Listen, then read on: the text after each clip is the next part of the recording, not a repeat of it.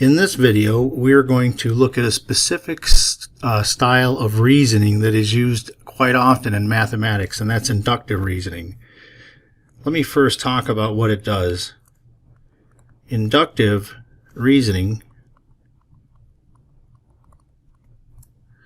looks for patterns.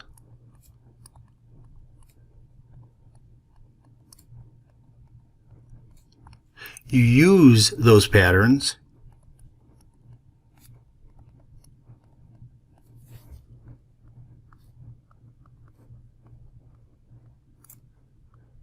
to make a prediction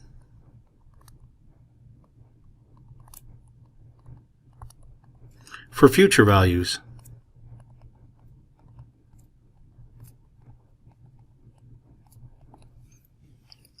And to try to help you with this, I'm going to do several examples so that you can get an idea of what kind of reasoning we're talking about here. So let's start off with this one. I'll start off as simple as I can to make the topic as easy as possible. So consider this sequence.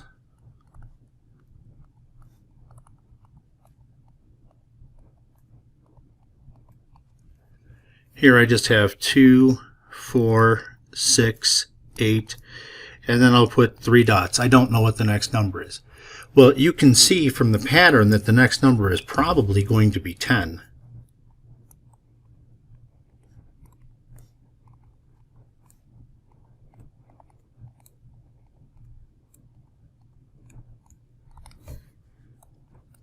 So you see from the pattern that they jump by 2's every time. Or we could look at it this way. 4 is the same as 2 plus 2. And then if I go to the next one, 6 is the same as 4 plus 2. Each time I'm adding 2 to the previous number to get the next one. And then 8 is 6 plus 2. Well, the next number then must look like 8 plus 2. So there's a 10. So this is the kind of stuff you're looking at. Very simple to begin with. The next example will be a little more complicated.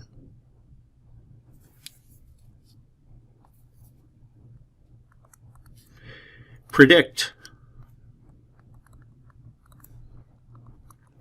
the next number.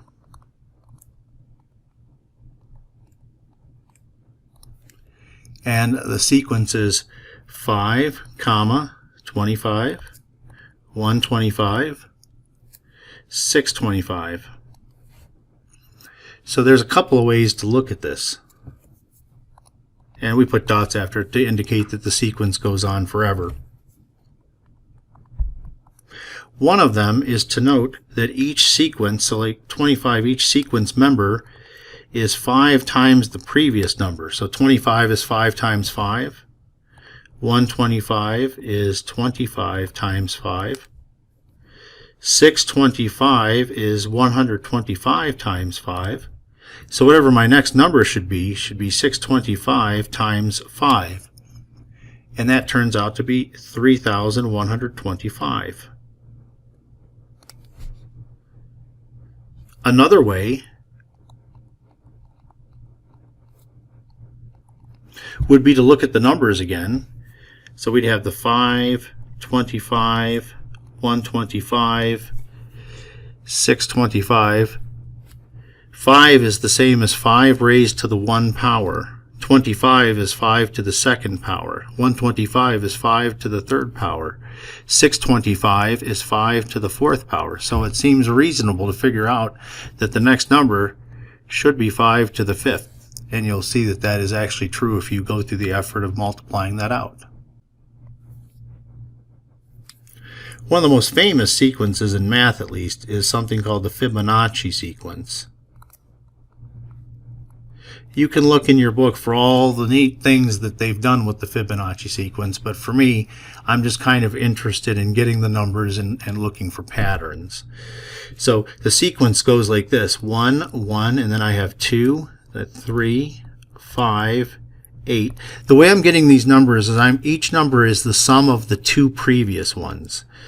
So the number 2 that was on there, it was equal to 1 plus 1. Then 3 was equal to 2 plus 1. Then 5 was equal to 3 plus 2.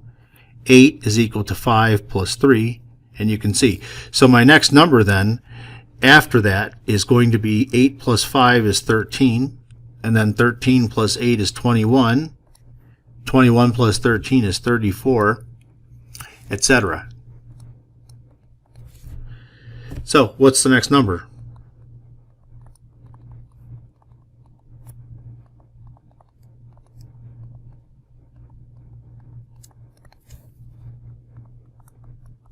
As I said, I was showing you 2 was the sum of the previous numbers. 3 was the sum of the previous 2. 5 was 3 plus 2.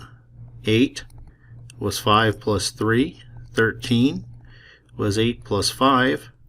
21 was 13 plus 8.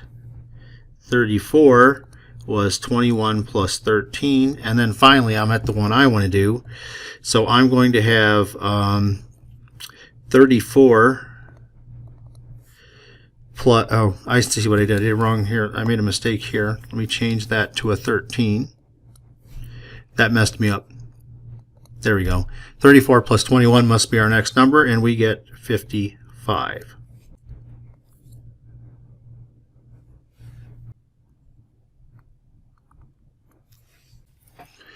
All right, so the sequences are going to get a little bit weirder as we go along. Here, take a look at how it's progressing along the top and the bottom, or the numerator and denominators. Let's see if we can make a numerator and denominator. If I look at the bottom here, I see I have a 3, then a 5, then a 7, then a 9, and then 11. Those are going by 2s. So this should be a 13. Now if I look at the top, I'm also going by all the odd numbers up there, so they're also going by 2s. And so the next number after 9 should be 11, and so that fraction would be our next number.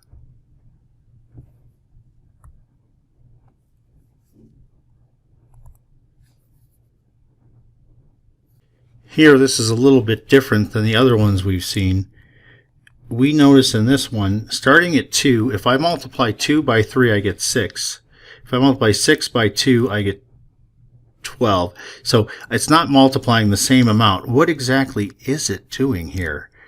Let's see if there's another way of looking at this sequence. What if I break it down into factors? Let's take a look at number 1. At 2 is 2 times 1. 6 is 2 times 3. So notice, look what's going on there. 12 can be thought of as 3 times 4. 20 can be thought of as 4 times 5. 30 can be thought of as 5 times 6. 42 is 6 times 7. So this last number then can be 7 times 8, which is 56.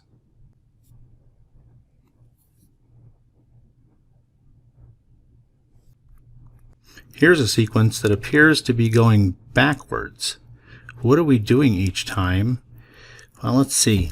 Let's start with the 27. Let's see if I can do like I did before. 27 is like 3 times 9.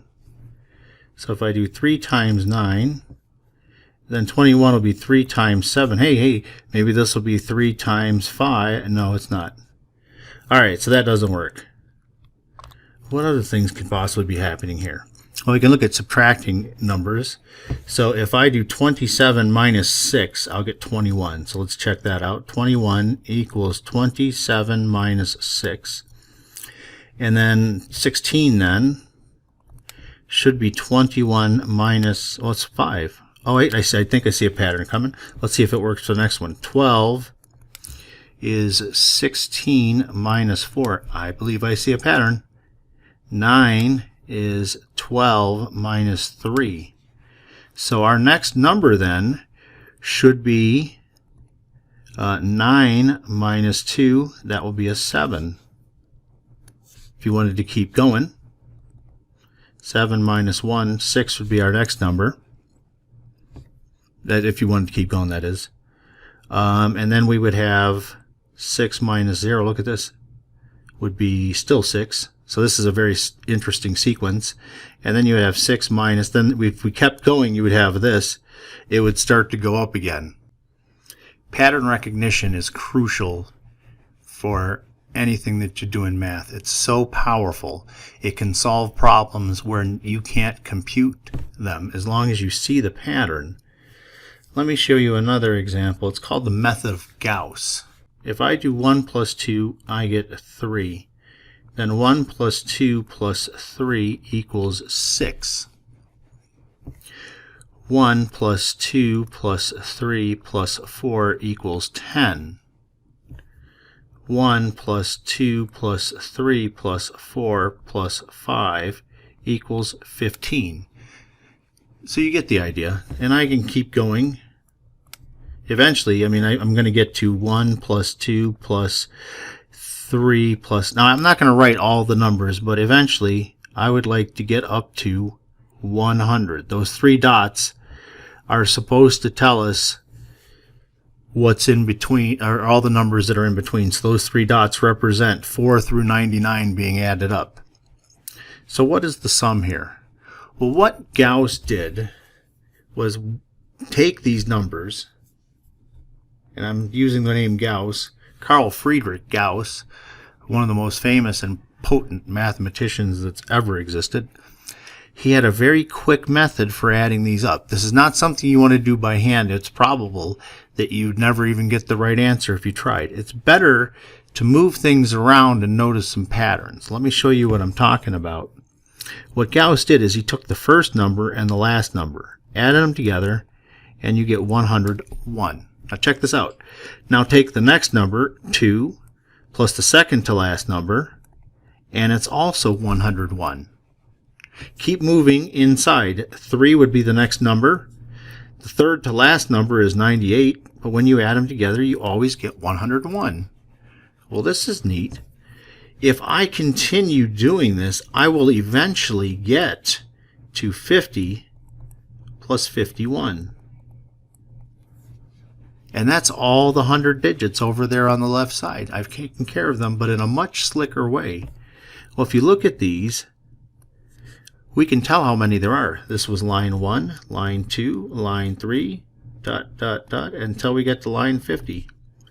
So I know that I have 50 101s. So how do you add up 50 101s? You take 50 times 101, and you'll end up with 5,050.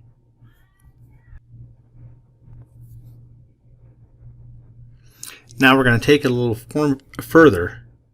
I would like to find a formula for 1 plus 2 plus 3 plus ...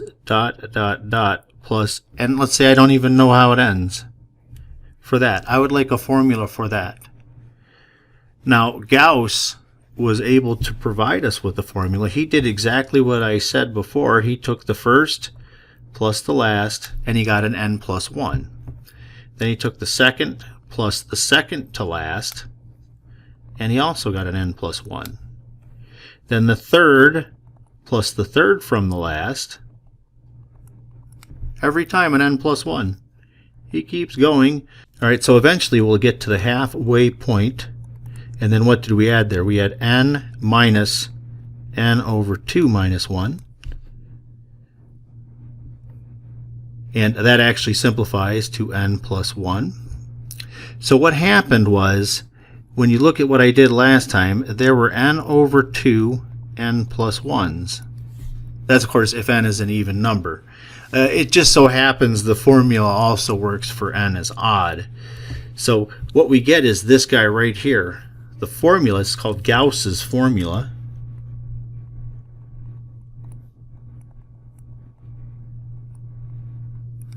It says to add up all the numbers up to n.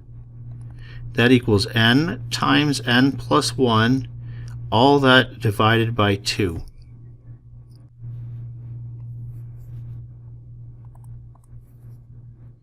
As an example, let's add up 1 plus 2 plus 3 plus ... all the way up to 1,500. Well, let me pull down here. Where was my formula? There's my formula for the Gauss's sum. So the n is 1,500 then I'll have 1500 plus 1, that quantity divided by 2. Now, depending on the calculator that you have, you may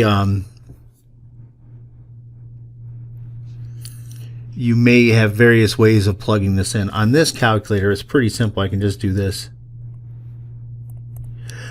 Times the 1500 plus 1 is just 1501, and then I can divide by 2, and I get my answer 1125750. I'll just check that to make sure. I have very trouble with short-term memories. 1125750. Got it. So there's your sum. Now, a little bit of reasoning is helpful as well. Look at this one here. What if I gave you just even numbers? What about now? It's not exact. I have not given you a formula for this exactly, but you can do this to it. I can factor out a 2 from every term, and it will leave me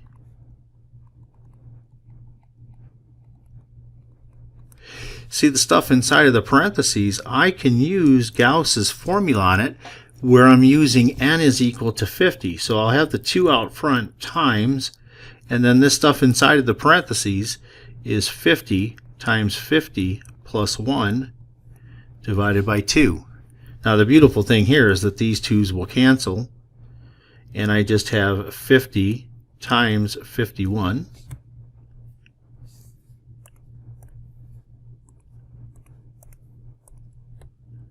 2,550.